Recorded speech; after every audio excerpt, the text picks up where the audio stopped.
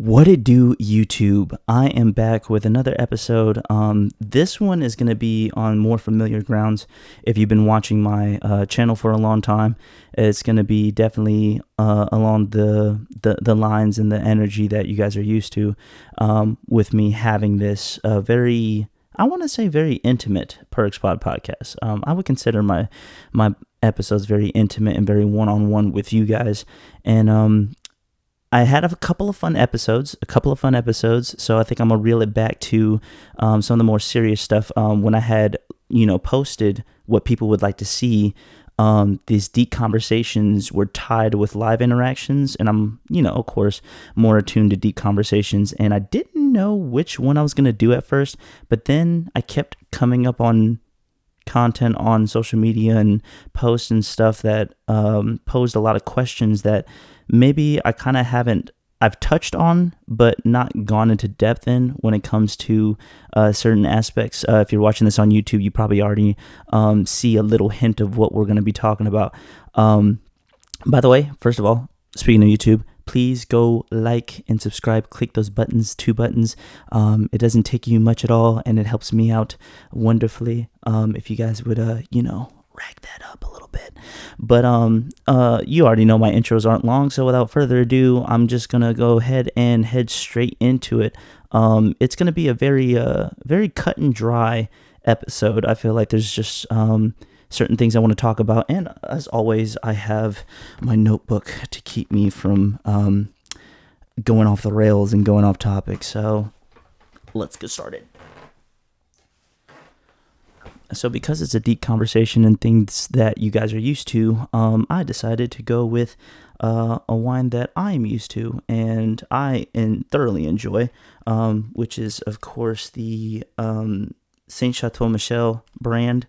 I went with the Riesling. I'm doing a white this time, so can never go wrong with a decent Riesling. And, of course, this is one of my favorite brands.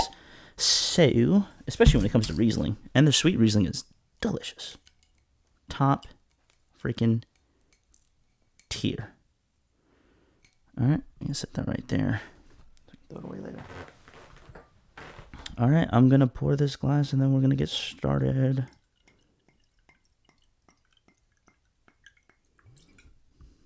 Boom, leave that right there. All right, so wonderful. We're gonna go ahead and get started with this podcast now. The title of this video is The Ugly Truths of Relationships. And I'm going to be covering, of course, the 3 trifecta when it comes to relationships. So relationships with your significant other, relationships with your family, and relationships with your friends. The ugly truths of it. And when I say ugly truths, I don't think that anything I'm going to say is necessarily toxic or bad per se, but it's just some of the topics when it comes to relationships that a lot of people either skate by or they kind of avoid and they don't want to talk about sometimes. Oh, that's good. And of course, I feel like I'm going to start with the significant other portion. Significant other, family, and friends, they all have ugly truths to how relationships work within those niches. So I'm going to start off with significant others. I have 3 ugly truths per, so I'm going to go through them. The first ugly truth of significant others, love is a choice and not an emotion. That's something that I came across a reel of someone saying that love is something that you choose to do and not a feeling, because if it was a feeling, then it would go away. It would come and go away just as willy-nilly as any emotion like sadness, happiness, anger. And it got me thinking, and I was like, you know what? There's a lot of truth to that, because my thing is, if you look at like how you love a family member or how you love your child or a friend or anything like that, there are going to be times when they get on your nerves.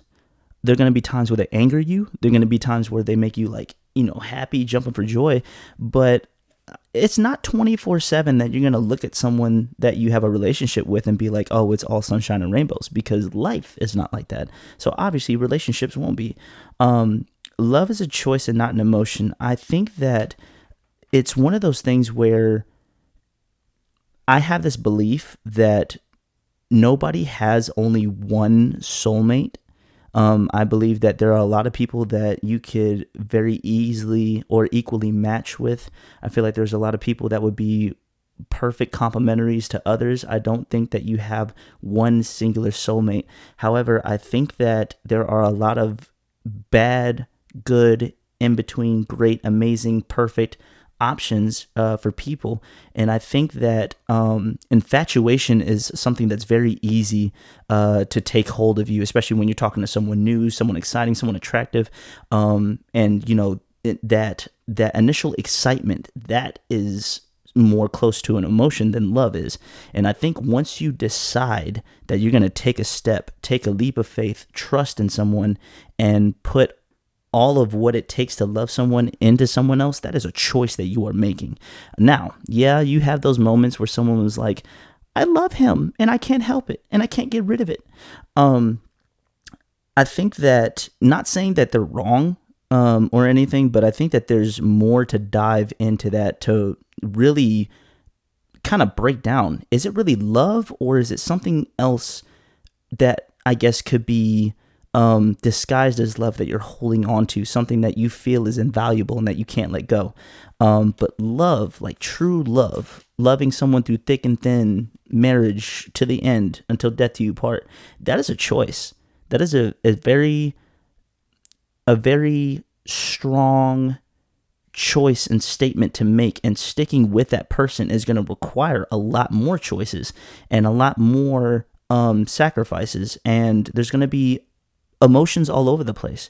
You're never going to be always happy with your partner. You're never going to be always sunshine and rainbows. You're going to have moments where you get irritated, mad, sad, whatever, but love and sticking through it and being or I guess having a staple example of what love should look like requires a lot of work and a lot of choice. And that's just the truth of it. There's going to be times where there should never be a time where you say, I don't love my partner.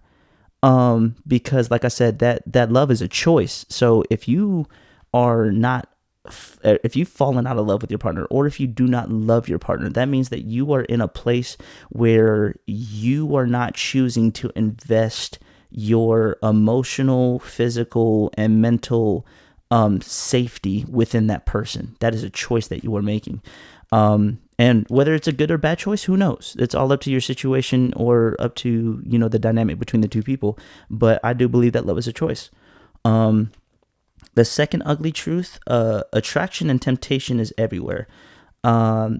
This one was actually kind of like came from a reel that I saw earlier that actually made me decide to go with this prompt.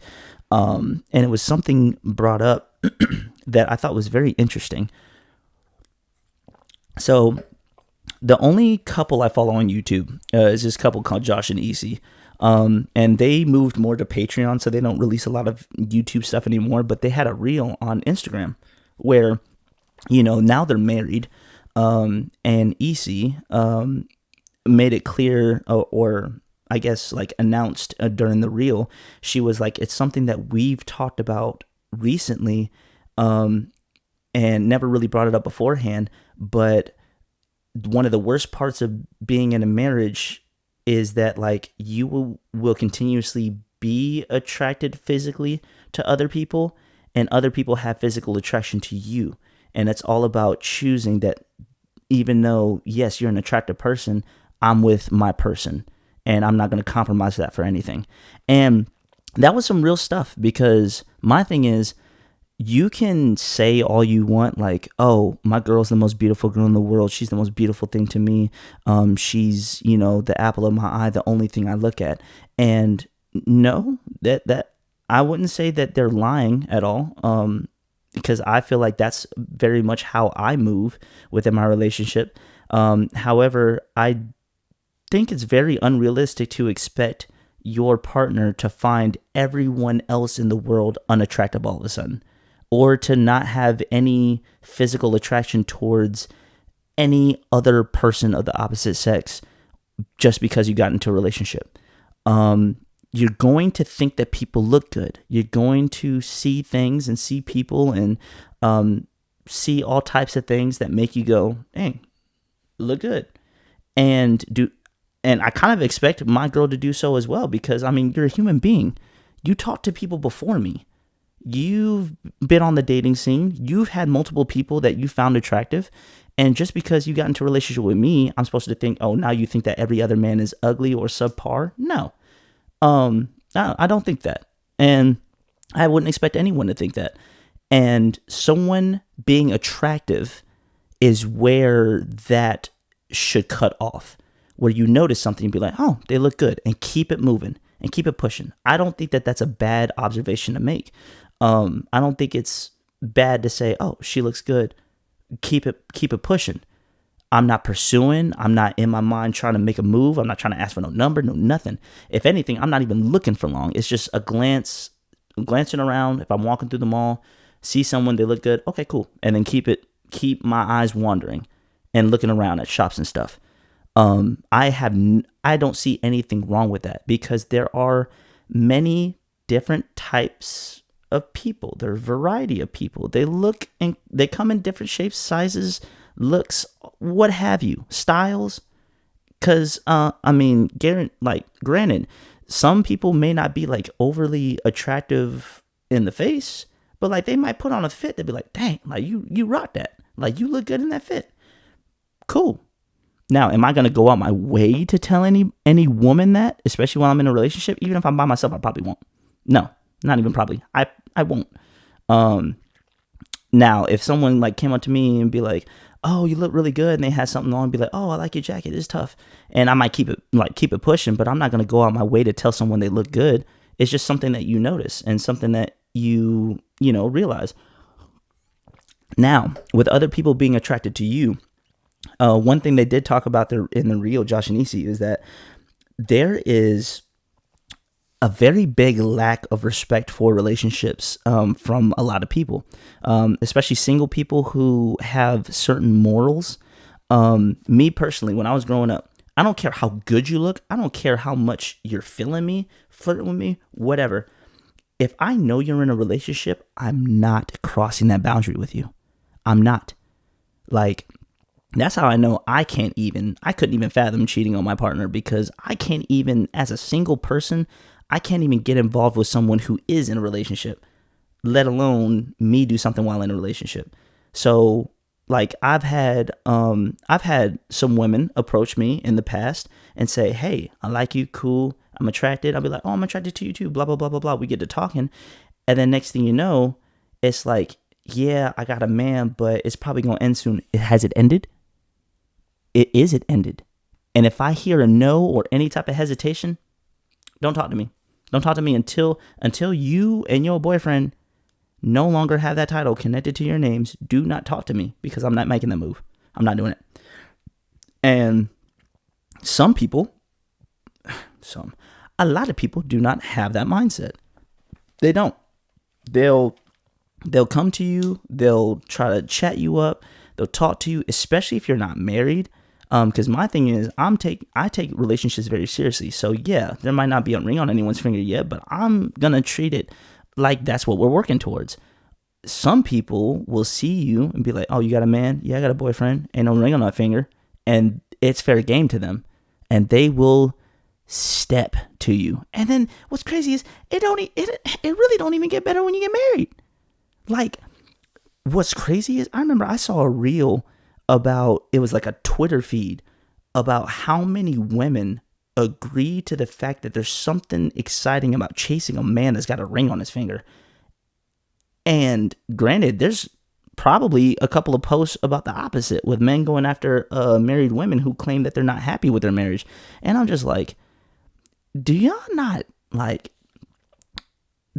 despise Jesus and God? Like, because my thing is, like, if I was so down bad and morally low to go after someone else's woman, I could not do it if they were married. Like, that is an absolute no-no. Like I said, I can't even do it if you're in a relationship. even if it's a bad relationship you're about to break up, don't talk to me until you actually break up. But in a marriage, some people really do not care. They will go after you, ring and all. And you have to be aware of that. And when I say attraction and temptation is everywhere, I don't think it's negative to say that temptation is everywhere. You will constantly be tempted in your relationship with a lot of things. Tempted to leave, tempted to cheat, tempted to form some kind of mindset that starts to distance you from your significant other, tempted to adapt any type of just thought process or way of moving that might put a strain on your relationship. And those temptations come from other people and even social media and stuff like that. Temptation is as simple as a lady walking up to you and say, "Hey, I think you're attractive. Can I get your number?" That is in itself a temptation. Now, giving in to temptation is a different story. There's nothing wrong with saying that there will be temptation, because there's temptation for everything. Everything. If you're trying to fast, temptation with food. If you're trying to go on a diet, temptation with certain sweets and things that you shouldn't be eating. If you're on house arrest, there's a temptation to just like say F it and try to see how far you can go without getting caught up. And it just anything. There's temptation with anything. And the issue comes when you give in to the temptation. So yes, and throughout my relationship, I'll be tempted. Throughout my relationship, my girl will be tempted. Throughout life, I will be tempted with so many things that I know aren't good for me. However, it's up to me to have the discipline and to have the maturity to say no to those temptations. The third ugly truth of being with your significant other: your love should be treated as a one-way street. And hold on, before anyone tries to bite off my head about this, let me explain this, okay? Love should be treated as a one-way street. And when I say that, I say there's a lot of awareness that you have to have in a relationship. You have to understand what your partner is giving to you. You have to understand what you would give to your partner. You have to understand the dynamic that you have within what you're building. Now, the reason why I say love should be treated as a one-way street is because I've found that the best relationships come from two people who give themselves to each other. And what I mean by that is there's no transactional energy going on. Like, I'm only going to give you this if you do this for me, or you have to show me this in order for me to feel comfortable with giving you this. You have to be with someone who not only is on that same kind of energy and mindset, but when love is given out of the sole kindness of your heart without any expectation of something back, that's a very deep-rooted, hard-to-break kind of love. And one of the things that makes me think about it is Christianity. If you look at being a believer in God, God's love is extremely one way, and don't think it's not. Because one thing is, they teach you that God's love is undying and unyielding. He will forever love you, whether you show that love back, whether you do, whether you stray from his path, whether you listen to him, whether you're sinning, whether you're not. His love is undying and unyielding, and he will constantly give it to you. And more times, and it doesn't matter how devoted you are, a lot of times that love throughout your life will be a one-sided street. It's going to be what he's given to you. Now, that is the epitome of true love, is what he is giving to you. And I think that if you're able to not mimic, but adapt that as much as you can in your own relationship, it'll be a very successful relationship. So that means that when you get into any type of relationship, with anyone, one of the great things, especially if you're a believer in God and you want to model your relationship through him, one of the things that you should look at is what did this person say they wanted to do for me? what did this person say that they were, how did this person want to build this relationship? How do they want to get into this? Because if it's on your same wavelength and you're with the one-way street, then it'll be a beautiful thing, because all you're doing in the relationship is trying to make sure that your woman is taken care of and happy. And all she's trying to do is making sure you're taken care of and happy. And when you have that mutual one-way street, guess what it turns into? It turns into the two-way street that everybody says everything should be between anyone in a relationship. It becomes that. So that two-way street is a culmination of the efforts from both parties. It's not I have to see this before I give you this, or I want you to do this in order for me to give you this. No, you have to unselfishly give that to the other person in order for things to last a long time. Now, granted, when you first start on a relationship or when you're first talking to someone, it's not going to be like that because of the world we live in. Yes, we have to be real with ourselves. We have to know that whoever we're getting into a relationship with is going to give us certain things that make us feel like we're not wasting our time, or that make us feel like we're just investing in a lost cause. We don't want to do that.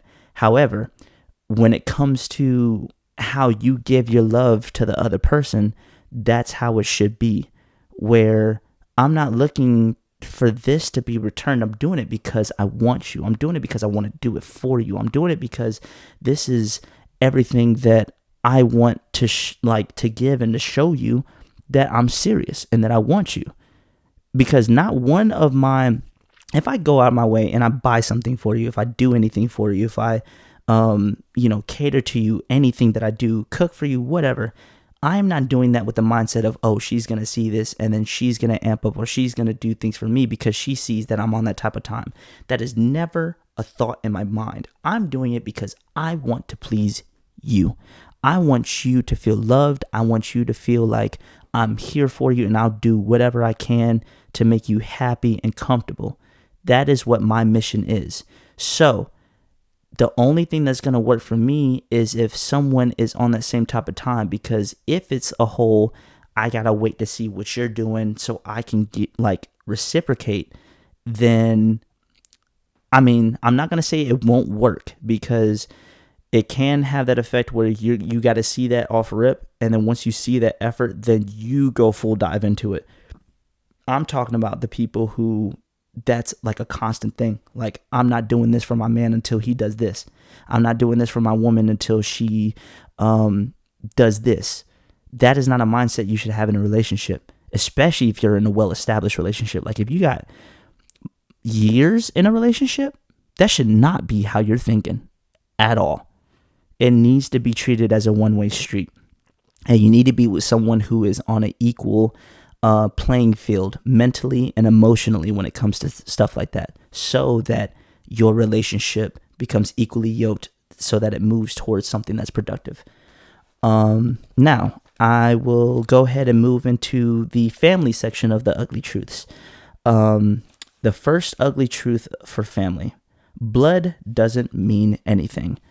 This is very straightforward, and what I mean by that is, just because we share some DNA doesn't mean that you're going to be a good, bad, in the middle, whatever kind of influence for me. We are blood. There was no choice in that. I had no choice in that. There was nothing we can do. You are, to me, just as much of a random stranger the first time that we meet as anyone. And for some reason, that's just me. I don't know if it's because of how I was raised, or the fact that there's so many family members that I have that I haven't even met yet. But to me, once I meet you, you're just like anyone else. You're just like anyone else. I don't care if you're my cousin, first, second, third. I don't care. I don't care if you're a brother that I never really spoke to. Just because you're blood doesn't mean that I'm going to go above and beyond that I wouldn't do for people that I was, or that I would do for people that I was close with. No, because I'm not close to you. Maybe close in genetic material, but DNA, sorry, that has no effect on what's going to make me sleep well at night. Sorry, it doesn't. The second ugly truth is respect is only initial and reciprocated. I put in parentheses elders because I might get a little bit of clapback for this, but for me, respecting elders, and I say initial and reciprocated, I will always show you respect the first time we interact. I will always show anyone respect. I will treat you with respect. I won't disrespect you. I'll be polite. I'll be cordial with you. And if you're a family member, and especially older than me, I will show you that utmost respect. However, the thing about me is, once you show me that you don't deserve that respect or you disrespect me, that respect goes out the window, and I don't care. And people will, some people will have that respect to the day they die for family and elder family members. I've had family members tell me about how they never spoke back or did anything towards an elder family member because they were an elder family member, and that's just how things go. But my thing is, and I hate to say it like this, I've had a lot of time to think about those moments and those conversations, and in my eyes, you may be an elder and you may be blood related, but to me, if you either disrespect me or never showed me any kind of respect or love at all, then I can't get myself to show you that same level of respect I would give to like my mother or my grandmother, or my father. Like I can't do it. And you know what? You might kick me out the family function, but I mean, if that's what happens because you disrespected me and because I didn't allow myself to be belittled or embarrassed by an elder family member, then so be it. So be it. I'm sorry. Like, that's just the mindset that I have. I don't know where it came from because a lot of my family members do have that, like, I will respect my family and of course elders no matter what. But to me, I'm just that person where I feed off of energy and I have to reciprocate what I'm given. And if you're giving me nothing but nasty attitudes and disregard for shame and disregard for politeness or just being a decent human being, then I don't care if you're my great uncle or whatever have you. Like, I'm not returning it. I'm sorry. And my thing is, I'm not going to blatantly disrespect you. I just won't talk to you. I won't interact with you. I won't have nothing to do with you. So don't get it, don't take that as, oh, I'm going to disrespect you. No, but I'm not going to go out my way to kiss up to you or respect you or show you like the utmost gratitude and everything. I'm not doing that. Nope. Third ugly truth about family. Learning to walk away is the healthiest asset. And the reason I say that is because going along with the other two parts of, the family ugly truths is that walking away is something that I feel like most people will have to go through in their life, especially if they have a large family. Because remember, just because you're blood related doesn't mean that these aren't like regular old human beings. I mean, you see how people act. You see how people can be on social media, in person, out in the streets. Like, you see how humans can act. Your family members are humans. Not all of them are going to be mature, upstanding citizens of this country. I'm sorry, it's not going to happen. The bigger your family is, the more likely you're going to have more members that just are someone that you don't need to be around. Walking away from those members is something that you may have to do for your peace of mind, your soul, and maybe even your safety. There are certain family members that I know of that I would rather not be in certain, not only situations, but I would just rather not be around. I'm sorry. For the sake of my own peace of mind and the sake of my personal safety. There's just certain members. I come from both sides of the family have long histories and many different backgrounds, and some of those backgrounds I would like to stay away from. Now, some people from those backgrounds, some dope people. I love a lot of my family members. I don't want to say I don't love any family members. However, I will say that there are some family members that I don't mind keeping my distance from.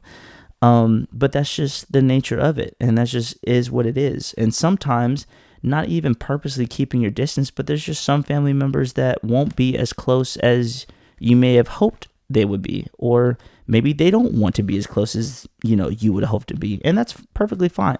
They made their decision, they move in their own ways, and you have to deal with that. But yeah, learning to walk away is a very healthy asset, because sometimes if you try to give your blood-related family, if you try to give your blood the undying respect and support, and also, kind of that consultation, there is sometimes a good chance, depending on the situation and what those family members are doing, that they could possibly bring you down with them. That could be a literal sense or a figurative sense. If I have a family member that's constantly going through these issues, and I'm like giving them advice, and they keep doubling back on it and just not switching up how they're doing, or not taking advice, and not even practicing what they may preach in the deep conversations that you guys have secretly or privately. Sometimes you just have to be like, all right, bro, well, I can tell that you're going to do what you want to do.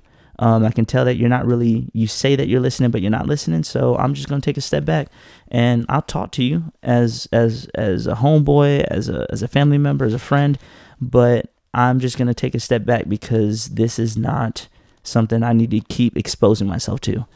And that goes with, honestly, anyone, but I put this under family because a lot of times that's where people like to get caught up on, and they like to blindly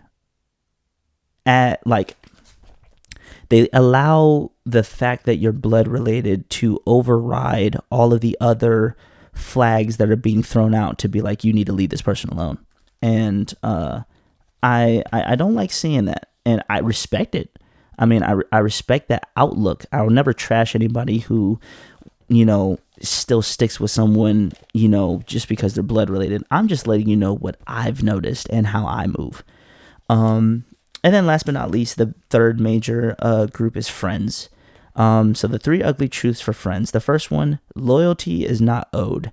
That goes with anyone, but the reason why I put this in the friends one is because this is something that I've noticed throughout being an adult. As a military brat, I never really had anyone that I grew up with. My longest term friend, Ryan, who will be the best man at my wedding, I always say that. Me and him have been friends since sophomore year of high school. My longest standing friend, I don't know if I said longest with Ryan, but my longest standing friend that I still talk to every now and then, that I still keep in contact with, is my friend Najee. And we met 7th grade year of middle school. I do not have anyone that I could say, yeah, like our parents were cool. We were crib mates. We grew up in elementary, middle, high school, went to all those together. Like I don't have anyone to say that about. Sorry, I don't. So the closest, honestly, is those two, Najee and Ryan. And even then, I was turning into a man by the time I even met them. And there's a lot of people that I've witnessed, people that grew up in one area all their lives, and they'll have friends from like kindergarten, even preschool, and they'll hold on to those friends and they'll stick by with them because they're day ones.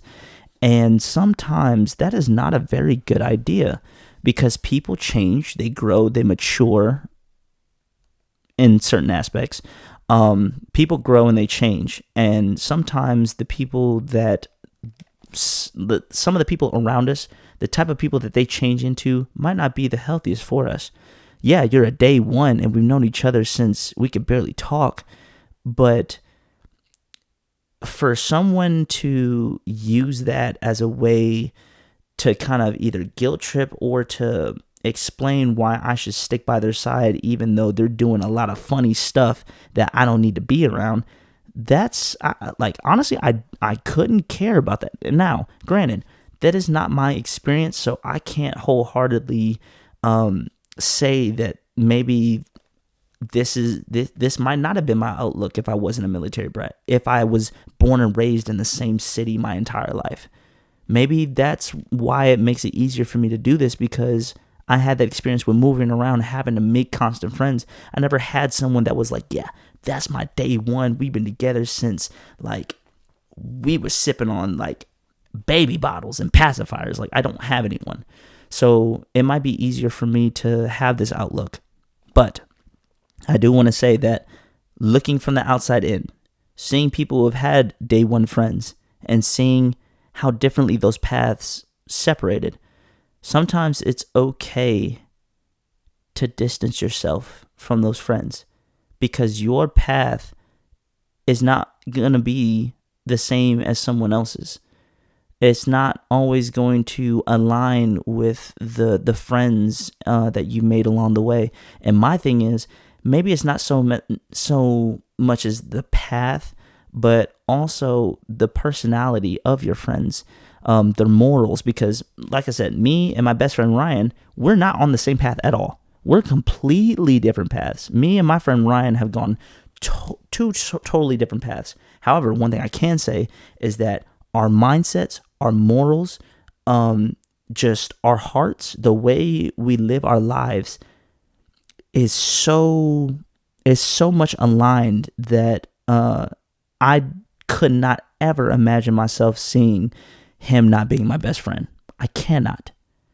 And I can say that for a couple of other people. And my thing is, like, you have to understand that just because you grew up with this person, just because that they were there from the beginning, doesn't mean that they're going to be there during the end. And it's okay for that to happen. And sometimes it does hurt. It does hurt. Just like ending any relationship, sometimes you want to hold on to that person. What's up, Jordan? How you doing?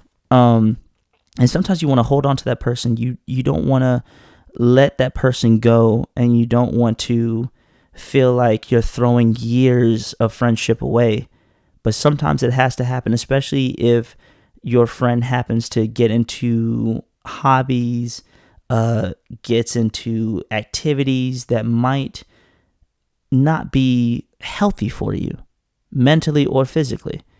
So just keep that in mind, and be aware that, you know, there's so much more to life, and there's so many more friends you can make, and there's so many things that you could hop on board with, that, you know, just because both of your parents happen to be close and you just happen to grow up in the same area, doesn't mean that those are going to be your forever people. And sometimes we have to understand that. Good. How you doing? I'm doing pretty good. I'm doing this podcast, having fun with it. The second ugly truth when it comes to friends, kind of goes along with what I just said. 90% of the friends you make in life will not stay friends. And I guess this one is more so along the lines of, like, as you grow older and as you consistently make new friends. The previous one, loyalty is not owed. I wanted to kind of tailor that to, like, the lifelong childhood friends. This one is like the friends that you make throughout school, high school, college, as an adult, through work, whatever. Just know that 90% of the friends that you make are not going to stay friends by the time that you die, by the time that you get older and get into your, because everyone gets into their niche. Everyone gets those close circle of friends that to call theirs. And sometimes those circles change. They get smaller, they get bigger, they disappear, you make new ones, like, it happens. And just know that sometimes when you create those friends and when you pull people into your close circle, sometimes the method that underwent in making that person your friend may not be the best method of seeing what type of person they are. And I say that in saying I've made quite a few friends playing basketball Hooping. I have. However, just because you're a good basketball player and a good team player doesn't mean that you're a solid person to hang out with outside of the gym. Doesn't mean that if we go out to a club together, you're not going to crash out and go crazy on someone. Doesn't mean that you're going to have some kind of mindset that might lead to negative influences or temptations.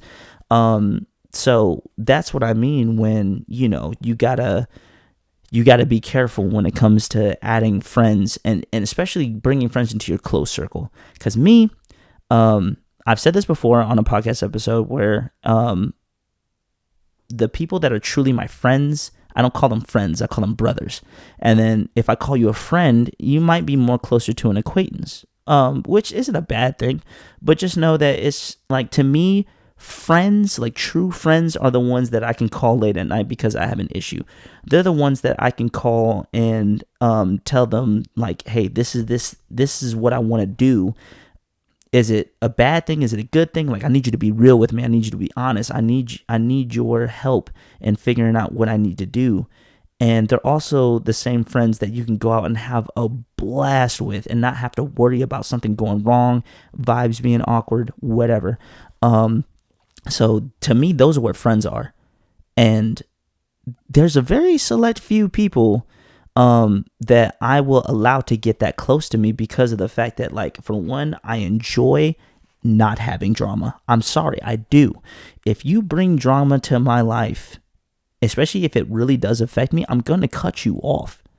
I don't care how long we've been friends. I don't care how close of a friend we are. If you bring drama, I will cut you off. And then at the same time, I'm someone who cherishes the energy that I have around me. I'm a very happy and optimistic person.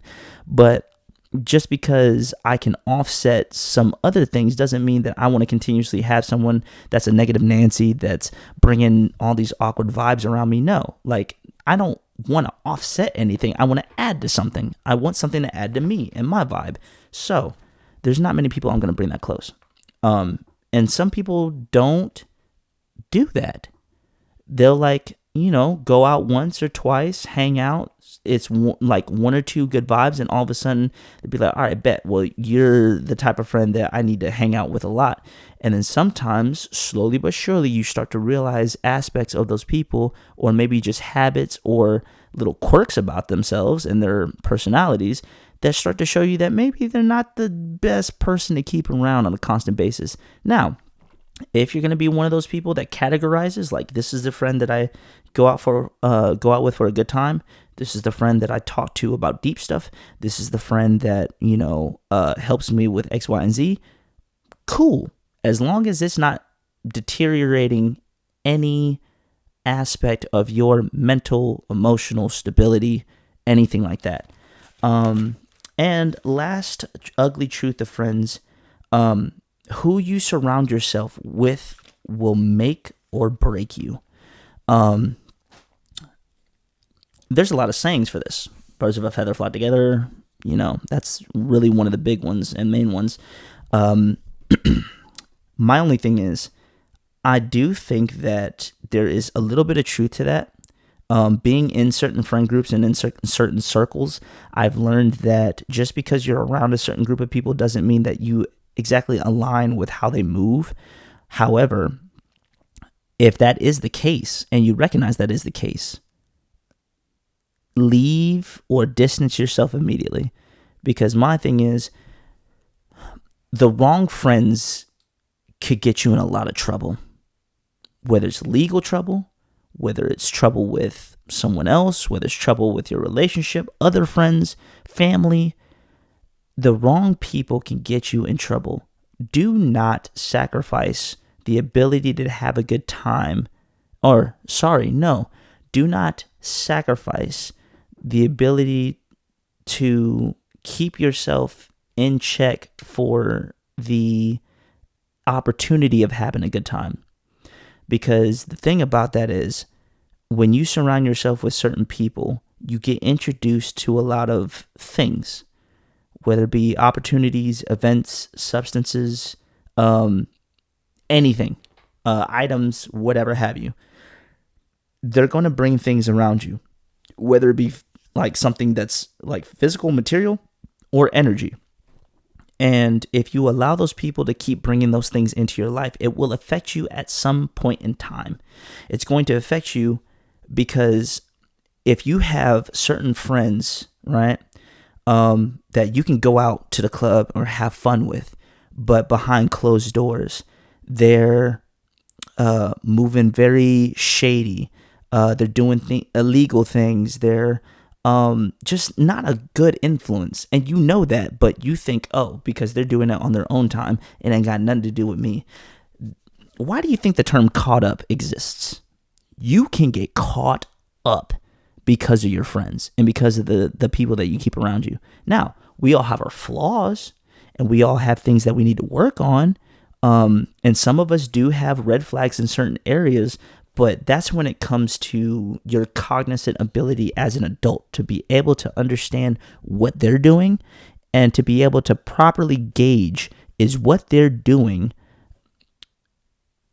does what they're doing have a possibility of messing up whatever I got going on? If you even hesitate to say no, then you need to rethink what that relationship is.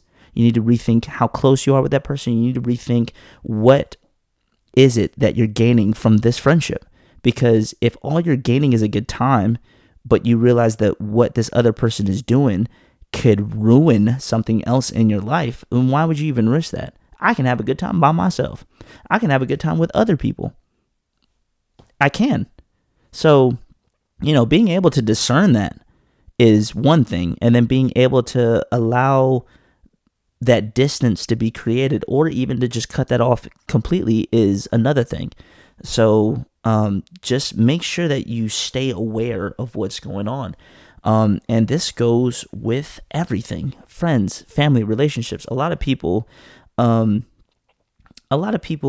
like to focus on certain aspects of each of those. Relationships, people focus on the good things that happen and how they make you feel, whether it be physically, emotionally, whatever have you. They focus on how they make you feel. Family, they focus on the blood relations. They focus on that, loyalty from birth kind of thing, that you blood, like that is the main thing. And then with friends, we focus on what used to be. Relationships, yes, it's great to have someone that makes you feel good, someone that does that. But if they make you feel good and then the next hour they turn around and they're stressing you out to the way you're pulling your hair out, you can't think straight, then you might need to rethink why you're in that relationship. If you're with family members and you love your family member to death, but they're constantly asking you for money and not paying it back, or putting you in weird positions to, do this and that for them, and it feels like you're just giving all of this of yourself to that family member, then stop. Because if you're constantly giving that out and you're not receiving nothing back, that family member is doing nothing but draining you. Yeah, it might be, all right, dap you up. I love you, bro. I love you, cuz, whatever. Like, I appreciate you. And yeah, that feels good to hear that someone appreciates you and that they feel loved from your actions. But if all you get is empty pockets and an empty gas tank, you might need to rethink what you're doing for that family member. And then with friends, it's all about what we've been through. We've been through X, Y, and Z together. We grew up together. We did this and that and the third. We've been in fights together. We, been through relationship issues together. Like, they were there for me, blah, blah, blah. And yeah, that's lovely. But what are they doing right now? What are they doing at this moment? Are they hindering you? Are they putting you in positions where you don't want to be? Are they giving you the hints that they're becoming someone that you didn't see yourself associating with, but you want to hold on to that just because of what they used to be or how things used to be between you? Just things to think about. Just a lot of things to take into account, and don't let yourself get caught up in those momentary visions of any of those relationships, because that's the thing. Things can be sweet for a moment, but sorry to say, the sweetness can run out. That sweetness can run out. It's like taking syrup and putting it over, an old piece of meat, like, or an old piece of something, a rotting piece of bread. Let's do that. Rotting piece of bread. It's like putting syrup over a rotting piece of bread. The first couple licks of that syrup is going to taste real sweet, but once that syrup is gone, all you have is that moldy, rotted piece of bread. And yeah, you could put more syrup on it, some more momentary good times, but at the end of the day, you're eating something that's not good for you. You're eating something that's going to mess up your stomach. So just remember those things. And it's also something that I also have to practice what I preach. I would consider myself a good judge of character, and I want to say that I've done very well with assessing those things, but it's just stuff that I see other people struggling with, and I hate to hear all these moments where people have to let others go or are struggling whether they need to let people go because of something that's happening. And it's like, this is not them, or this didn't used to be them, and this is something that wasn't always like this. But like I said, we have to focus on what's happening, what it's doing for us, what they're doing to themselves. Because if they're bringing themselves down, how do you expect them to treat you? Because you should be the number one person to you. Your survival, your health, everything about you is your number one priority. Because if you get taken out, that's it for you. If someone else gets taken out, you're still here. So you are your own most important person. And if they don't treat themselves right, how do you expect them to treat you right? And then even if they do treat you better than themselves, help them get help. Help them help themselves. I wouldn't personally be someone who sees, if I see a friend and they're doing all this for me and they're neglecting themselves, you think I'm going to still allow them to do that? No, I'm going to get them help. I'm going to help them out however I need to. And I think that's what real friends do. And what's crazy is vice versa. Now, it may be harder if you're the one kind of like, bringing yourself down or self-sabotaging yourself. But if you notice that, that reciprocation of energy isn't coming from someone, doesn't matter if they're your boyfriend, girlfriend, brother, sister, mother, father, best friend, childhood friend, doesn't matter. You need to assess your relationships, and you need to figure out what it is that works for you and what it is that's healthy for you. But yeah, that's just a bit of it. Went on a little rant there, but that is all that I wanted to talk about. Of course, deep conversations. I actually enjoyed this podcast. I enjoy every podcast as always, but thank you guys for the prompts. I do have more episodes coming shortly. It seems like a lot of people were definitely into the reaction videos, so I think I might start doing those a little more.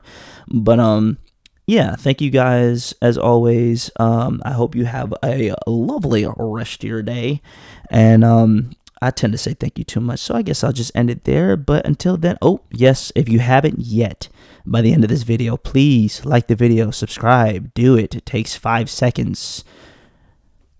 It's not hard. But thank you guys. Said it again. I'm out.